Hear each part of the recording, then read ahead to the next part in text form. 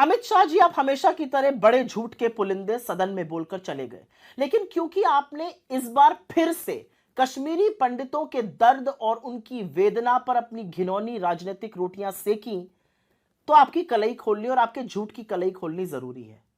कश्मीरी पंडितों की बात कर रहे हैं आप, कश्मीरी पंडितों के पलायन की बात कर रहे हैं।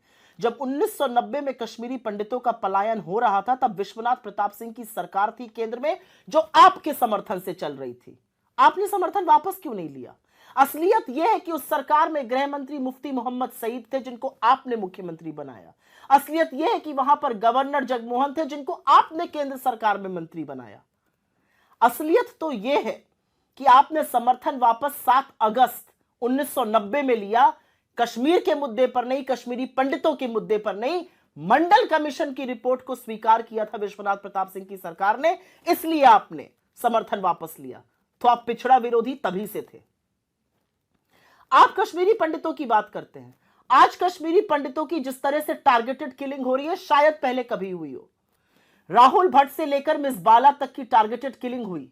कश्मीरी पंडित आपसे मिलने के लिए बेचैन रहे, आज भी धरना और अनशन पर बैठे हैं। उन पर लाठियां बरसाने का, उनको करंट के तार लगाने का काम आपकी सरकार ने किया। क्यों नहीं उनको सुरक्षित रख पाए? हमने तो 3000 घर बनाए, उनको आपने बेघर कर दिया। हमने तो लोगों को नौकरियां दी, और आज हालात ऐसे हैं कि कश्मीरी पंडित जम्मू में रहने को मजबूर हैं। वो कश्मीर अपनी नौकरियों पर नहीं लौट पा रहे हैं क्योंकि टारगेटेड किलिंग हो रही है। यह है आपकी सुरक्षा। कश्मीरी पंडितों से हटकर बात करते हैं शांति की। आपने कहा 370 के बाद शांति हो गई। अगर 370 के बाद शांति हुई तो 157 सुरक्षा कर्मियों की और आर्मी के जाबाजों की उस शहादत के बारे में आप क्या कहिएगा, जो बार बार एम्बुश में रजौरी, पुंछ, अनंतनाग, तमाम ऐसी जगहों पर उनकी शहादत हुई। लेकिन एक नया पैटर्न हमने देखा कि 2021 के बाद से प्रधानमंत्री और आपने श्रद्धांजलि और संवेदना का एक भी शब्द बोलना बंद कर दिया।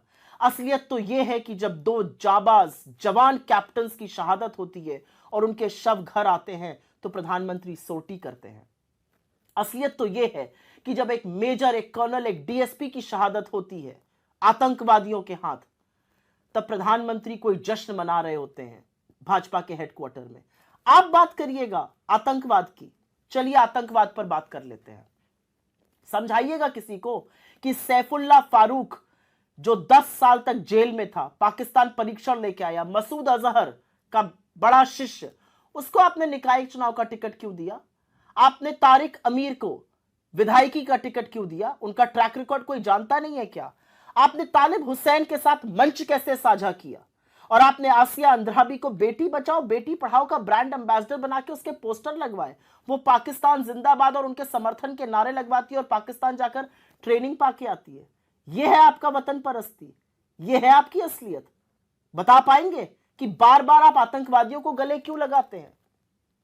और एक बात और, ऐसा क्यों होता है कि जब जब भाजपा की केंद्र में सरकार होती है तभी रघुनाथ टेम्पल पर प्रहार होता है, तभी अमरनाथ यात्रा पर प्रहार होता है, हमला होता है? ऐसा क्यों है? किसको बचा पाए आप कश्मीर में? ना आप कश्मीरी पंडितों को बचा पाए, ना वहां पर आप शांति बहाल कर पाए। और क्योंकि आप चुप रहेंगे तो सच नहीं बदल जाएगा कि कश्मीर में आज भी हमारे जाबाज शहीद हो रहे हैं।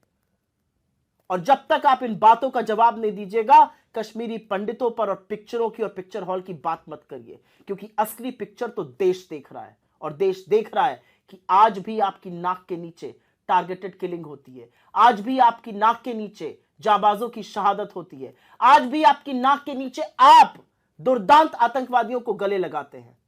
जब यह सब करना बंद कीजिएगा, तब कश्मीर पर अगली बार बात कीजिएगा।